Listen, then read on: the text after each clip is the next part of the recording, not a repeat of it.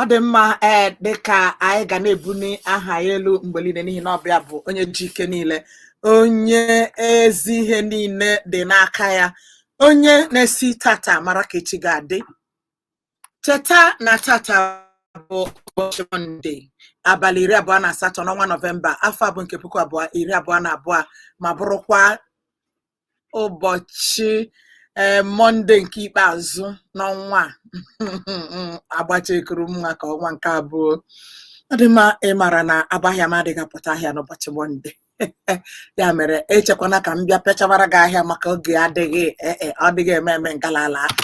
Mana ngwa na-esepụ ọnụ n'okwu. Anyị nọ n'ọgbọ egwu ebe anyị na-ebuli ha Chineke elu dịka Jones so na-akpọpụtara ya n'ebe a. Ọ bụrụ na nke a agacha, mgbe ọ ga-eji nkeji 15 gafee elekere 2, aga m aba n'oge isi akụkọ dị n'akwụkwọ aka ala anyị, ebe ị ga-anụta ka o si wee daa nke ahụ anyị na-akpọ newspaper headlines n'asụsụ Igbo ya. Nke ahụ gacha ụfọdụ nkeji 20 ka ọkụ elekere 3, aga m akpọpere gị akara ekwentị ka etụtụtụ nke gị nyegara ihe bụ echiche gị na ihe ndị ahụ anyị gụpụtara. Anyị mechaa nke ahụ, ọkụọ o jiri nkeji 1 gafee elekere 3, anyị ga-echigatakwa azụ ọzọ n'oge ọnọdụ nleba anya. Nke ahụ ga-edurugide anyị ruo mgbe ọ ga-afọdụ nkeji 5 ka ọ kụọ elekere 4. Anyị ga-anabata prime n'oge aproko special, nke a na-esepụ ụkwụ mgbe ọ ga-akụ elekere 5. Anyị ga na-ewetara gị ihe mmemme ndị ọzọ. Etu a ka anyị na gị ga-esi wee na-anọrị na nke tata. Apụkwala n'ihi na anyị ji obi ụtọ gị n'aka. Ojuobiaṅụrịmọgọ nke izi n'ụlọ mgbasa ozi a, onye ahụ ichiri echichi oji asụsụ Igbo eme ọjị nke izi n'ala Igbo niile. Ọmụ na ebe a bịa ka anyị nọrịa.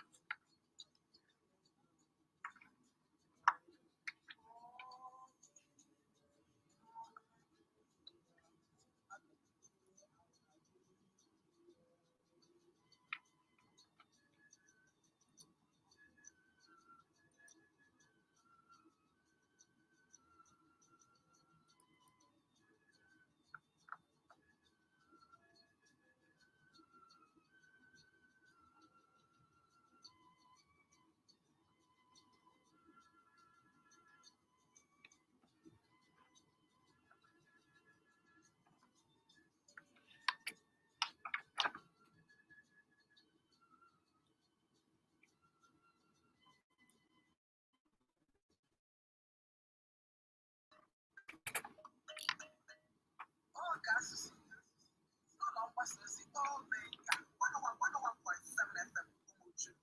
Ị gaghị echekasị onwe gị ma ọlị.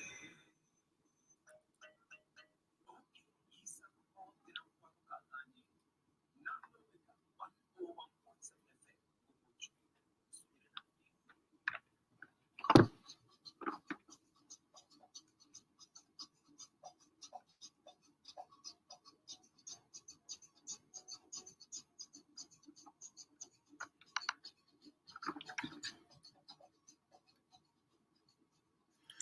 Adimaya batala n'oge isi akụkọ dị n'akwa akụkọ ala newspaper headlines n'asụsụ Igbo ya dịka mara gị n'ọkwa abụ nwannukwu chi rọtalụ nnọọ na nke tata.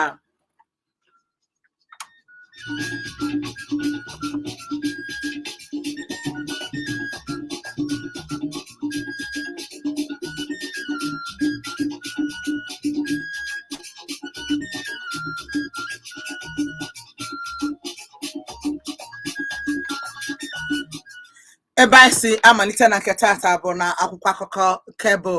Akụkọ izizi dị m n'aka na-ekwu si YFG extended resumption of Abuja Kaduna train service official.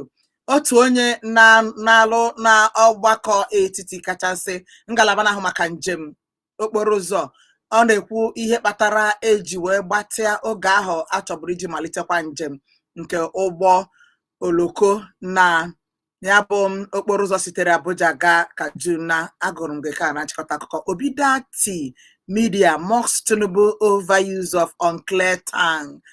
A na-akọwa na ndị ahụ na-akwado Maazị Peter Obi nke chọrọ iji ọkọlọtọ ndọrọndọrọ ọchịchị Labour wee zọọ ọkwa na ha nọzi nọ n'akwa ndị otu nke TINUBU emo n'ihi na onyeisi ha bụ Bola Ahmed Tinubu ọ dịghị achịkọta okwu ma ọ pụọ ịchụnta nkwado.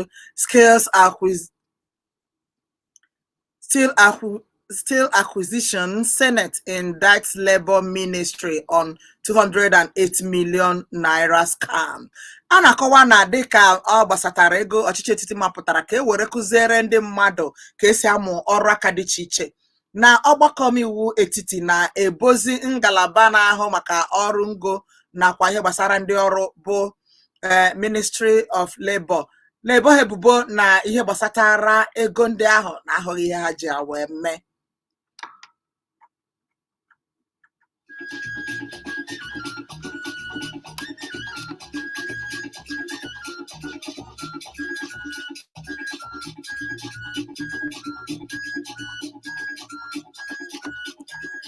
(2023) Peter Obi rejects award.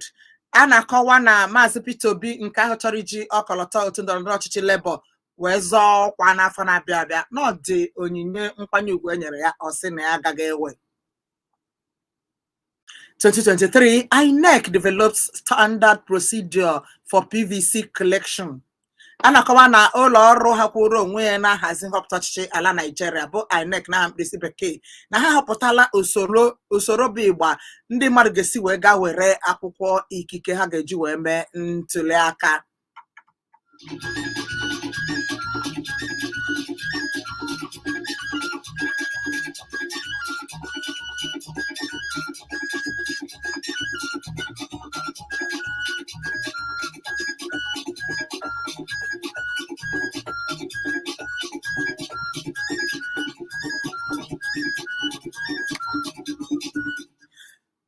Northern CSOs to grill presidential candidates on poverty alleviation plans.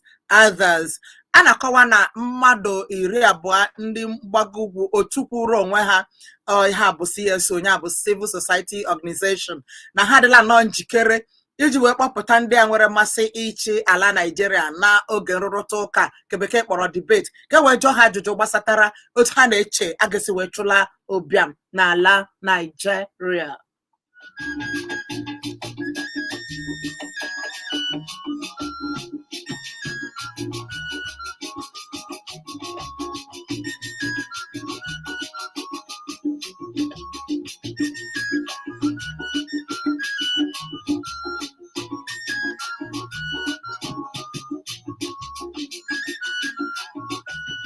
Akam na-agakwa n'ihu akam nakwa n'akwụkwọ akụkọ Cable newspapers again tea. Ayade's wife South women back Tinubu. A na-akọwa na ọtụtụ ndị inyom sitere mgbada ala Nigeria tinyere nwunye Ọchịọha steeti Cross River na ha adịla nnọọ njikere ịkwado onye ji ọkọlọtọ APC azọ ọkwa bụ Bola Ahmed Tinubu. New Igbo group set to promote language culture worldwide. A na-akọwa na otu Igbo ofu otu apụtala nnọọ n'ọrụ onwe ya iji wee hụ na asụsụ Igbo adaghị ọkụ. N'otu aka akwa ha ga-akwalitekwa omenala dị iche iche gbasatara ala Igbo. New Igbo group set to promote language culture worldwide. 62 new sounds for inauguration. a na-akọwa na ndị ọkwa ha gbalitere n'ọrụ ọkaiwu dị mmadụ 62 ka ga-edu n'iyi ọrụ na mgbede adịghị anya. Atiku promises funding support for creative sector.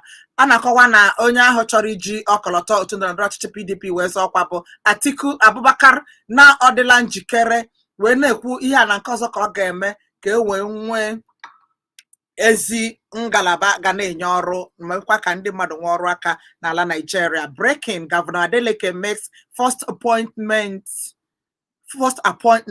A na-akọwa na onye ahụ nwetara mmeri dịka ọchịọha steeti Ọshụn nke ọhụrụ bụ Ademola Adeleke n'ọdịna nnọọ nwayọ wee họrọ ndị ya na ha ga-arụ ọrụ. Top cabinet minister is dead. A na-akọwa na otu onye a mara na ndị so Muhammadu Buhari achị na ọnwụọla ganakwa aka ka mara onye a na-ekwu maka ya.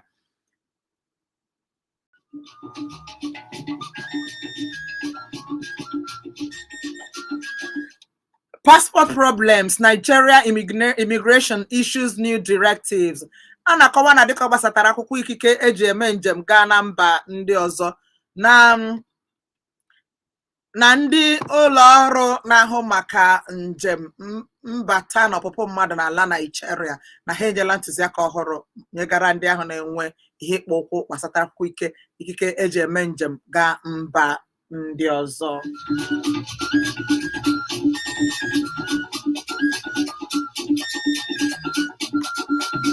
Please deploy massive security operatives in Delta. A na-akọwa na ndị uwe ojii nwere nnọọ ngwa ngwa zite ndị otu ha okpukpu 7 karịa ka ọ dị mbụ na steeti Delta.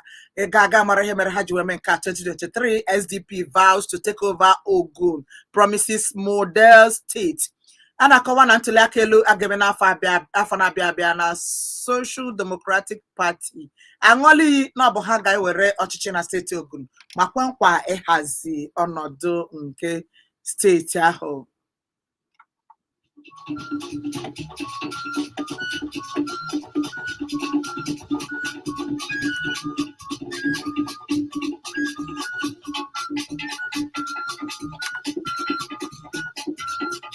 G5: Supreme Court disassociates CJN Ariwola from political comments.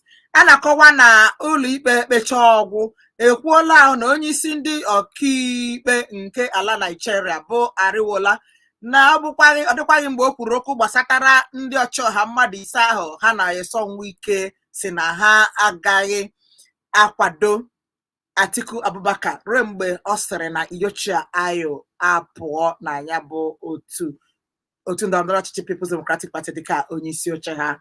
G5: Supreme Court disassociates self and CJN Ariwola from political comments.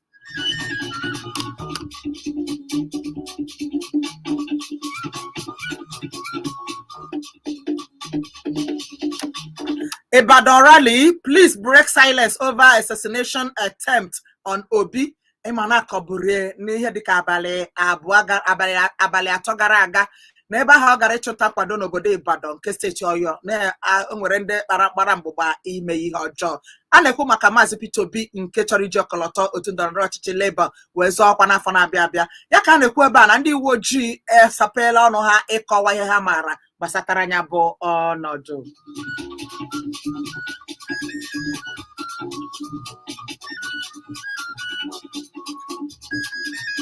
Popular Nigerian businessman threatens to commit suicide. Ọ dị egwu, otu onye amara ji ịgachi ego n'ala Nigeria ka a na-ekwuzi n'okwuola na ya ga-akwụ ụdọ. Nsị ọkwụ ụdọ n'ụdị agha ele nke na-akpa ya oji chọọ ịkwụ ụdọ onye oji gachi ego. Chineke bara ihe ọjọọ mba o.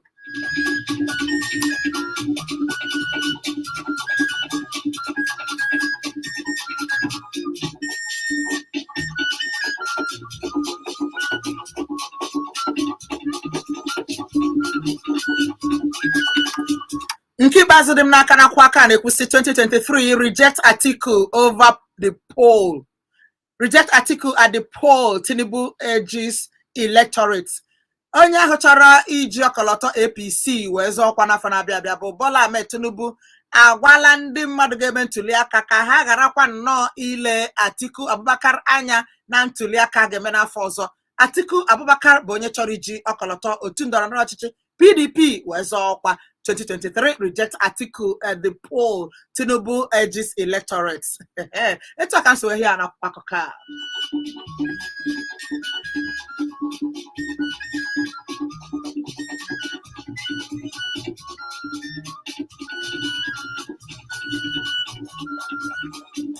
Agwụchala m n'akwụkwọ akụkọ leadership dịka o jiri nkejiri abụọ na isii gafee elekere abụọ.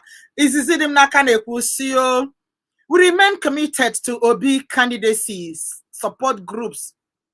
Ndị na-adọnyere Maazị Peter Obi ukwu na-akọwa na etere azụ etere ụgbao na ha kwụ Maazị Peter Obi n'azụ. Ọdịba nke agụpụtarala nga mbụ Northern candidates na ndị CSO ha agaghị agụzi ọzọ. Lessons from the school of good and evil. Nke a bụ ihe ga-amụta ma gị na ekwensu na-erikọ n'ofu efere maọbụ gị na Kraịst na-erikọ n'ofu efere. Lessons from the good and evil. Ime ihe ọjọọ na ihe ọma, ihe ga-amụta na izo ihe abụọ. Agụbara gị nke Abuja Kaduna train service won't resume today. Minister ọdịma minista anya bụ Maazị o kwuola na ọ dịghị mgbe a ga-agbape ya bụ okporo ụzọ ahụ nke okporo ụzọ ụgbọ oloko ahụ sitere Kaduna wee gaa Abuja. Ọ gaghị adịzi ire maka ha zubeburu ka ha gbape ya tata, mana ọ gaghị enwezi isi.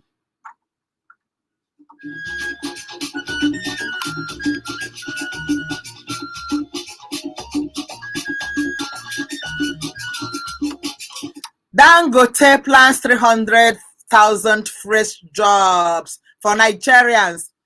Ọ dị ma nwoke ahụ bụ onye oji ego achị ego amara amara n'ala Nigeria bụ Aliko Dangote o kwuola na ya nwere ohere inye ụmụafọ ala anyị dị 300,000 ọrụ na ngalaba dị iche iche nke ụlọ ọrụ ya. Nke a dị mma nke ukwuu.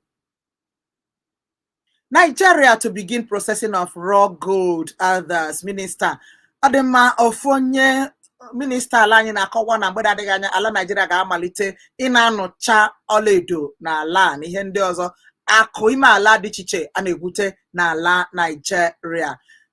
N'akwụkwọ akụkọ leadership ka m na-agụpụtara gị ihe ndị a niile.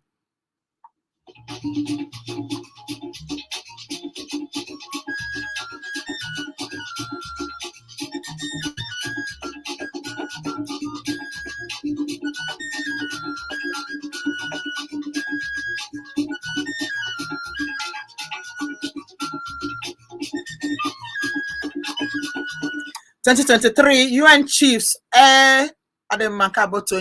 2023 UN chief urges media support for Nigerian women.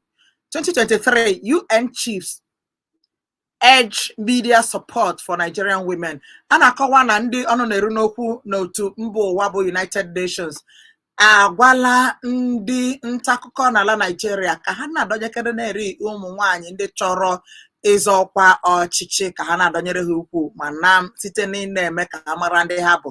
Ya bụ inye ha publicity n'asụsụ Bekee. Ndị ọnụ na-eru n'okwu n'otu mba ụwa bụ United Nations na-ekwu nke a. All thieves, Serap, 16 others take federal court to ECOWAS court. A na-akọwa n'otu ahụ na-ahụ maka inyocha otu ahụ hiwere amụma inyocha mpụ na arụrụ aka nakwa ịlụ maka ikike dịrị mmadụ n'ala Nigeria ejiri Serap mara n'aha mkpirisi Bekee na ha na otu ndị ọzọ dị 16 akpụgala ọchịchị etiti ụlọikpe ahụ akpụgakwara ha bụ ụlọikpe nke otu azụmahịa mba Afrịka ECOWAS n'asụsụ Bekee mkpirisi nyegara ya bụ ozuzu a na-ezu mmanụ ime ala Nigeria. All thieves, Serap, 16 others take federal government to ECOWAS court.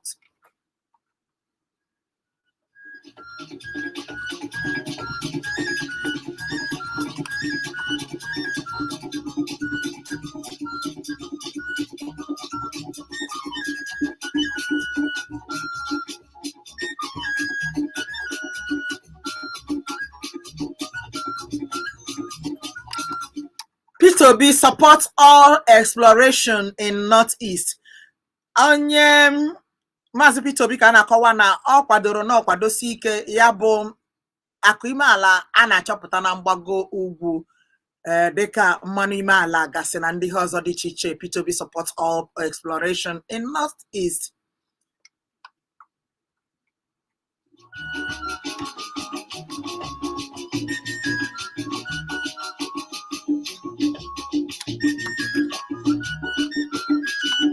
Etu aka m si ha na-akwa akọ leadership ebe nnọgbu a bụ na nke Vanguard.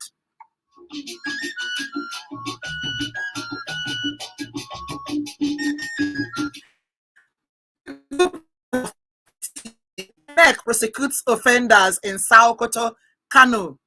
A na-akọwa na ndị ahụ anwụchikọrọ jicha akwụkwọ ikike eji eme ntuli aka n'ụzọ mkpuke akpọrọ permanent voters cards na anwụchikọla ndị ahụ na steeti Sokoto nakwa Kano ma kpụga ha ụlọikpe. Ole ndị mere nke a? Ụlọ ọrụ Independent National Electoral Commission nke nhazi nhọpụta ọchịchị dị n'aka.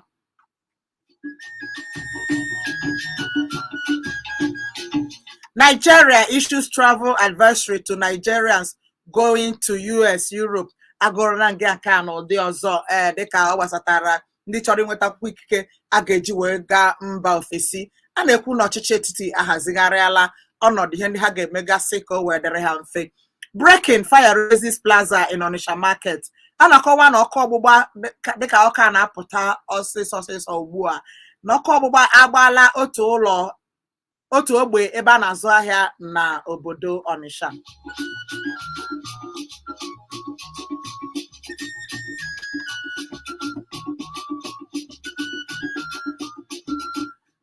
Adimanka Barelu kemgbe ụtụtụ a, police arrest student over claim Aisha Buhari ate poor people's money. Ọ dị nwatakịrị gara Norway, nwata akwụkwọ masị gara mee see ihe onyonyo na ọgbọnzi ozi ikuku wee sị na nwunye onye isi ala n'ọtabụrụ nwa obere ahụ mgbe tutu di nọrọ n'ọkwa ọchịchị na kemgbe di nọ n'ọkwa ọchịchị na ọ na-ebuzi ibu n'ọhị na ọ na-eri ego ụmụ ogbenye.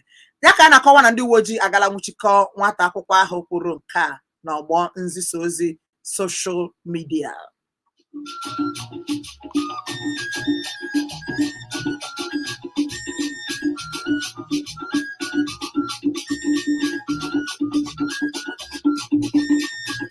Rampaging hoodlums in Oshogbo on Governor Adeleke's first day in office. A na-akọwa na ndị omekome gara nnọọ na-achọ ka ha kpọsaa ya bụ iyi ọrụ eduru ọchịọha ọhụrụ nke steeti Ọshụn dịka ụbọchị izizi ọ na-aga ọrụ. Ndị omekome ndị agboro na ndị ọzọ ganga ahụ na-emesasara ihe. Ọ dị egwu ọ bụ na ha amaghị ha ga-eme ndị a.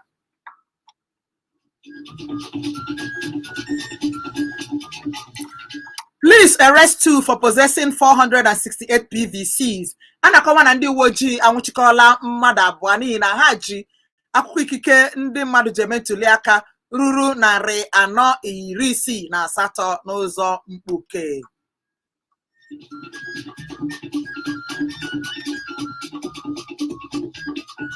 Tinubu desperate to divert attention from APC's 7 disastrous years Atiku campaign. Ebe ọnụ nke a dịkwa egwu. Ndị nke niile ekwu na-akọ ndị nke ọzọ na-akọkwa ndị nke ọzọ ọnụ. Ọ dị egwu ọhịa na-ahụ n'okwe ndọrọndọrọ ọchịchị. Otu na-akwado Atiku Abubakar ya bụ PDP na-akọwa na ndị nke Tinubu ya bụ ndị nke APC na onye isi ha bụ Bola Ahmed Tinubu chọrọ nnọọ iji ụzọ aghụghọ wee pụọ na ya bụ ọrụ enweghị isi na ọdụ nke ọchịchị APC chere kachasị nke ha kpọrọ APC 7 disastrous years, ya bụ afọ 7 chara acha na-amaghị ihe ọchịchị otu ndọrọndọrọ ọchịchị All Progressives Congress rụpụtara ala Nigeria. Tinubu desperate to divert attention from APC 7 disastrous years Atiku campaign. Ọ dị egwu.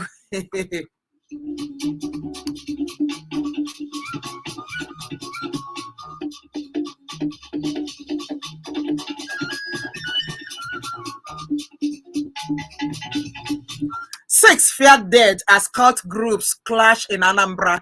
A na-akọwa na mmadụ 6 nwụrụ n'ihi na ọgbaghara dapụtara n'etiti ndị otu nzuzo abụọ. Chineke bara ihe ọjọọ mba.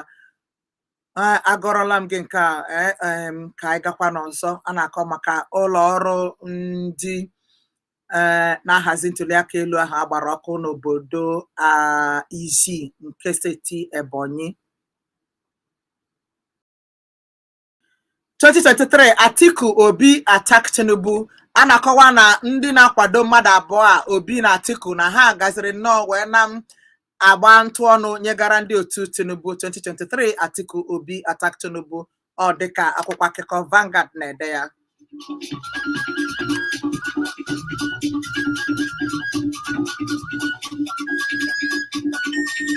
$4,000 medical doctors to migrate soon. NARD.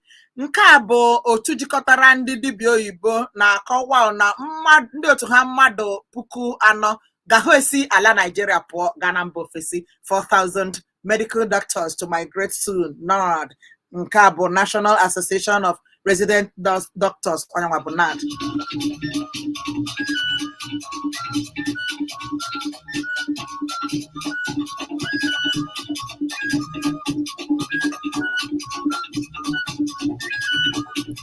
Ohaneze shouldn't only endorse Obi but sponsor him to victory. Ezife ọkwa dike Igbo kwu chiburu steeti Anambra na-akọwa na ọ bụghị naanị na-akụ aka ka Maazị Peter Obi na-aga n'ihu na ha akwụ ya n'azụ kama ha were ihe dị ha n'aka wee kwado nwa amadi ahụ.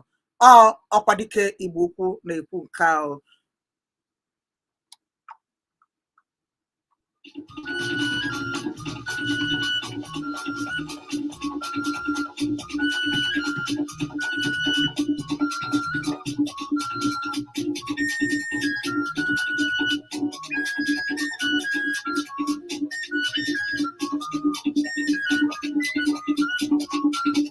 We've identified 100 high-risk financiers of Boko Haram (FG). Ọchịchị etiti na-akọwa na ha achọpụtala mmadụ 100 na-akwagide ndị agha Boko Haram. Ọ bụghị m na-ekwu, ọkwa akwụkwọ akụkọ Vanguard.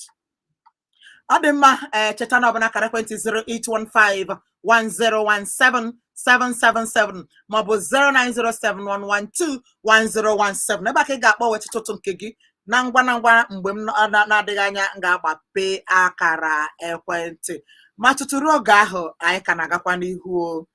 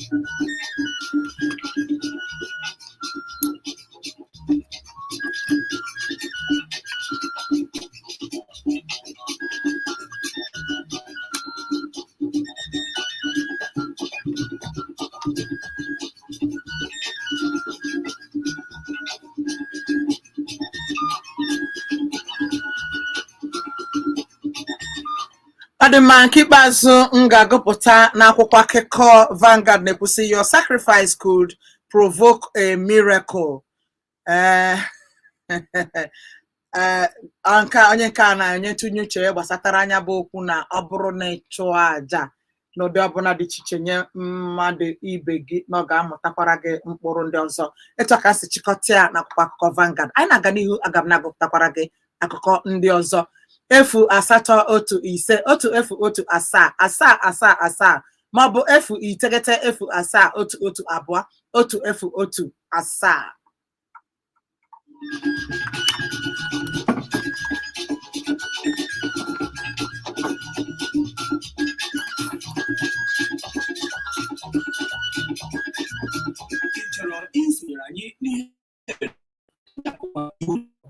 Kembo, Mani Nakara, Equentindia, 0815-1017-777, Mobile 0907-112-1017. 1017. Nke abụọ, ị ga-agwa anyị aha gị, ebe isi akpọ nakwazi isi akụkọ ị ga-achọ itinye ọnụ na ya, ma gị cheta na ọ bụ naanị otu nkeji ka ị nwere iji tụtụtụ nke gị. Nke atọ, biko akparakwana maọbụ kwujọọ onye ọbụla nke na-ege ntị maọbụ onye ọbụla kpọrọ ọnụ n'ihe mmereme a.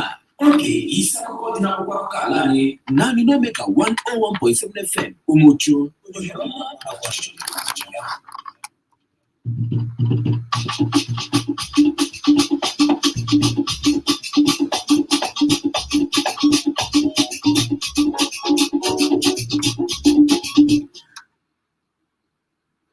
Zero 0815101777 or 0907-112-1017. Hey, Yoma. Nke kene gị ka nọ n'ebe a.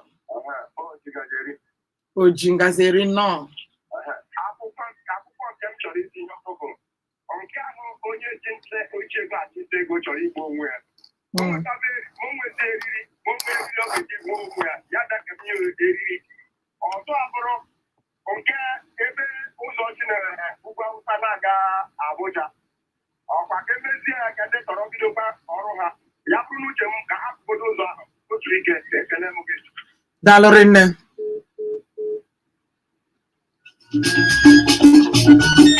08151017777 maọbụ 0907-112-1017.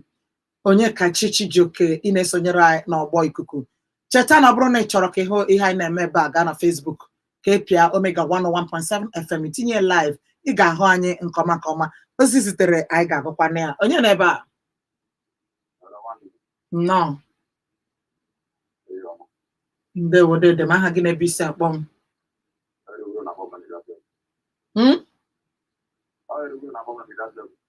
Ka anyị n'ọnụ gị.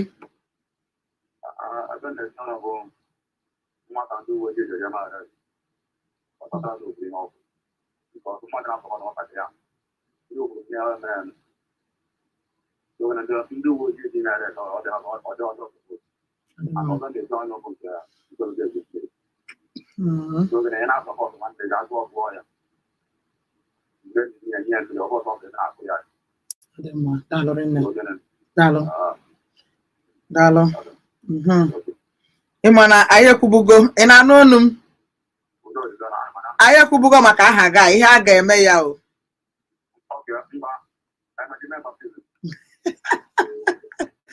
Chijioke onye kachi, ahụrụ m ozi gị ị na-akọwa maka ọkụ gbara n'obodo Ọnịcha. Esi na n'ihi na eti ndị nke ahụ metụtara aka n'obi, mana ndị mmadụ biko ejizi na ihe na-akpali ọkụ wee na-agagharị agagharị. Ị sitere mgbidi wee zite ozi. Daalụ rinne Chijioke onye kachi sitere mgbidi. Onye nke a bụ Ifeanyị Ejima. Ejimka onye n'onwe ya ejima ka ime otekwa na o. Isitere obi akpụ egbe ma wee na-ezite ozi. Iwe na-ekwu maka ndị agha asị na ejidere bụ ndị na-akwado ndị agha Boko Haram. Isi okwu otu a ka ekwukwara na ọnwa ole na ole gara aga na ha ga-akpọ ha aha n'otu n'otu bụ ndị na-akwado ndị agha Boko Haram. Ruo ugbu a na-enwebeghị ihe a hụrụ na nke bụ eziokwu ga-apụta ihe otu ụbọchị. Daalụ rinne Ejima n'obi akpụ. Onye na-ebe a? Arụ m nwa dede nnọọ. Ọlụ nnọọ n'ebe a. Ndewo.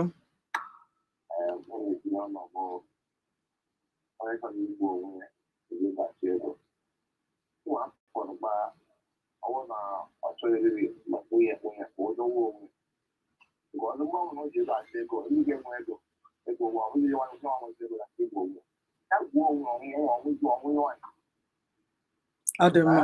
Ọ dị mma. Ndewo dede. Ndị iwe na-enwekarịkwara ala Naịjirịa, ya bụ nwoke hapụ ego erire ga-akwụ ọrụ onwe ya ụdọ. 08151017777 maọbụ 09071121017. Ana m achọ ka ọ dị akụkọ ọhụrụ nọ ngala ala. Ha ncha na-edekwanụ otu ihe nye onwe ha. onye n'ebe a oi ame dekwazara gị dede no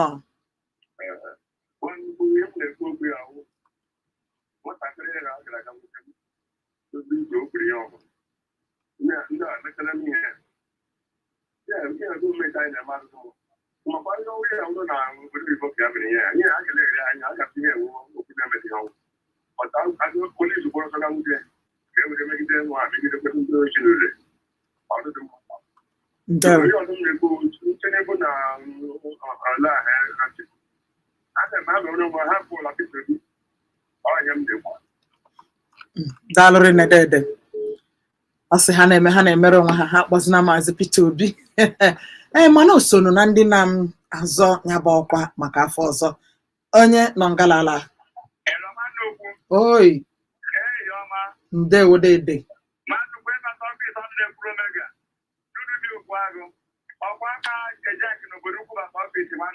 ndewo nọ amị dịkwazara gị nwa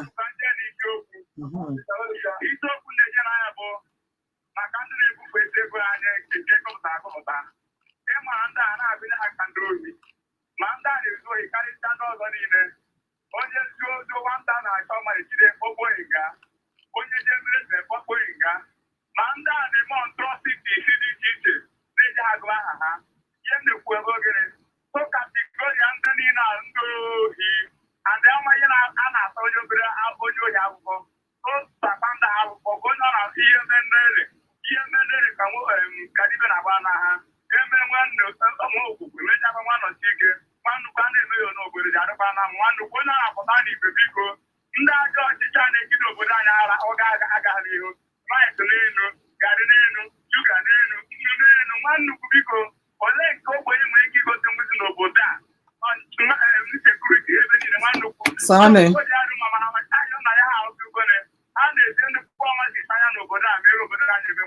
adịmma ndewo Sọnị bọbọnunu bi dalụrị nne o nwere nke dị ngalala IGP orders distribution of weapons for 2023 elections. A na-akọwa na onyeisi ndị uwe ojii enyela iwu ka ekesa akụrụngwa a ga-eji mee ọrụ nchekwa maka ntụliaka elu afọ na-abịa abịa. 08151017777 maọbụ 09071121017. onye n'ebe a mgbe na-adịghị anya aga m aba n'ego ozi onye n'ebe a oi amị gọzikwazị agidede m ahịze Chineke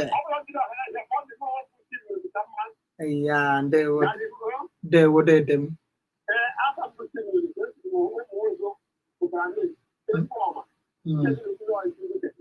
nnọọ egbu ọma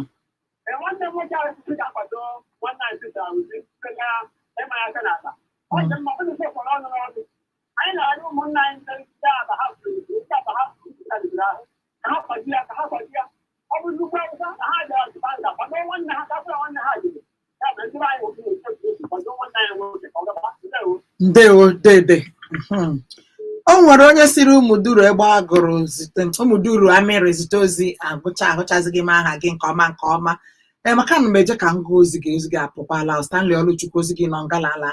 Ana m ekwu maka ndị na-esonyere anyị na live streaming nke Facebook iwe na-ekwusi na nke bụ eziokwu bụ na apụkwala bụ ozi gị. Onye nke a sị na aha ya bụ Chijioke Okwere ọha ị na-ekwu maka ndị a na-agbarịkọta egbe ọnụ n'ihi na ha na-achụnta nkwado isi sitere Owerri ebe 10 nke dị n'Ọlụ. Isi m ehihie ọma ka Chineke gọzie m darụ na ozi ekele gị a. Nke a ga-abụ ikpeazụ ka m wega ozi onye n'ebe a saa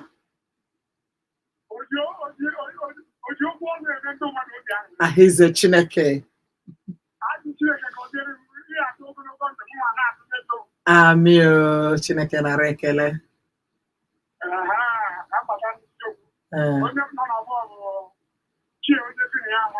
ya mee otu ihe m wee sị gị na ndị mara mma na-emekarị otu ihe nọ n'ebe a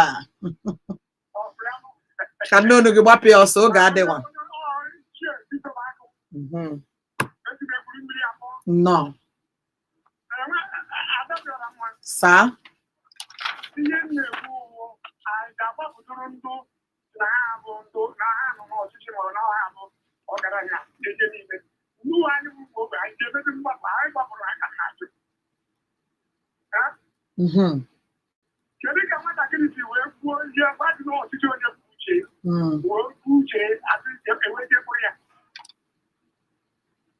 Na onye ọ na-akụzi ihe arụ na-eme na onye ọ na-emechi ọrụ ndewo dede daalụrị nne.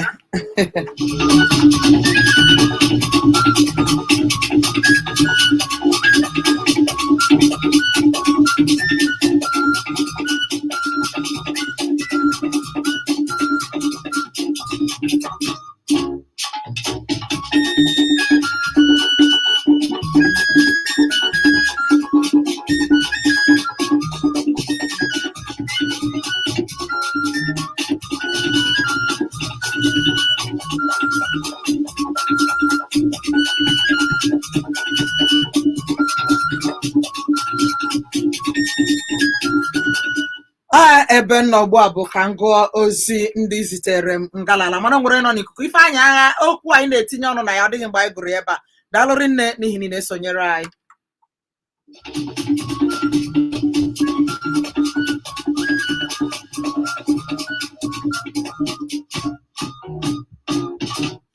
Na ọgbọ ebe n'igbo ozi anyị zitere anyị ka m nọ ugbu a, onye izizi zitere ozi na-ekwusio esi na ebu Gabriel Agụbụzim ị na-ekwu ihe gbasara ntuli aka ọchịchị na ozi ga-ezugo ezu ebe a ma ọlị ma ọlị. Onye nke ahụ na-ese na eke ụmụaka isochikizi zite ozi idekwara nke gị n'asụsụ Igbo isi m jisi ike n'ọlụ niile esonyere m daalụ na-esi m eke. Onye nke a sị nwatakịrị ahụ sịrị na n'oge ahụ nwunye ọdịmma ya bụ nwatakịrị ha gara nwụchi daalụ mana elekwana aha gị bụ onye na-atụnye ọnụ n'isiokwu nke ahụ. Idekwaghị aha go ọganaiza n'aka ọkwa ọdịmma daalụ ọganaiza nke anyị. Onye nke a bụ amụma eweliri ndị a na-eme ka asụsụ Igbo ọdịmma nke anyị gụpụtara n'akwụkwọ akụkọ kebụl isi na ikenere dọkịta Ezifekwa maka ya bụ echiche ọ chọpụtara maka ndụmọdụ o nyere ndị ọha na eze ndị Igbo daalụ. Chocho bụ aha gị sitere isi ochi. Onye nke a sị ndewo nwanne ukwu nke bụ eziokwu bụ na iyi ndị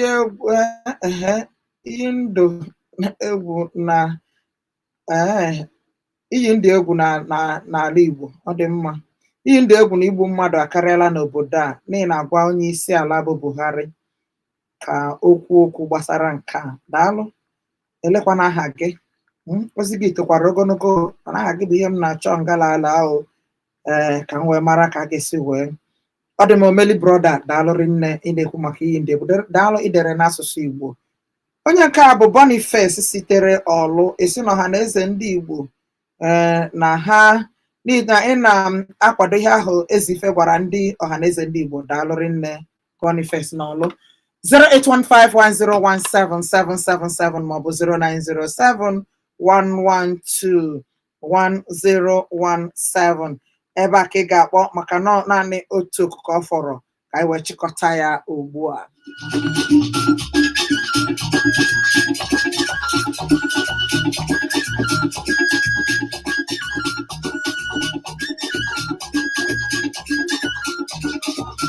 Onye n'ebe a? Ihe ọma o. Ọ dị mma, onye ka m kelee?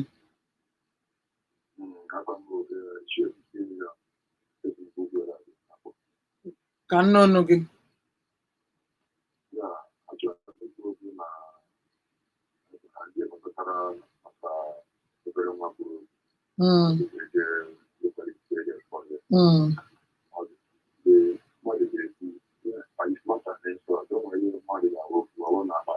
Ọ dị mma, daalụ. O daalụ daalụ. the young ahụrụ m ozi gị isitere ịnọ na Facebook wee na-esonyere anyị live. Dalụrị nne ị na-ekwu maka isitere Enugu ụmụọnya wee na-ezite ozi ị na-ekwu maka ihe gbasatara iwepụta ihe adị mma. Nke a bụ ihe ọzọ ka ị na-ekwu maka. Dalụ, anyị ekwughị nke ebe a. Ka ị nụrụ ọkwa dị oke mkpa ka anyị wee mara gị ọkwa ndị ọzọ. Chetana na magwa gị site na mgbe ruo na mgbe gị were nwayọọ n'ebe mmadụ nọ, n'ihi na ị gaghị aka Chineke mara mmadụ okere eke. Stanley Samuel, ozi gị ọbataghị gboo, ma daalụ. Echiche na ntụnye otu ndị a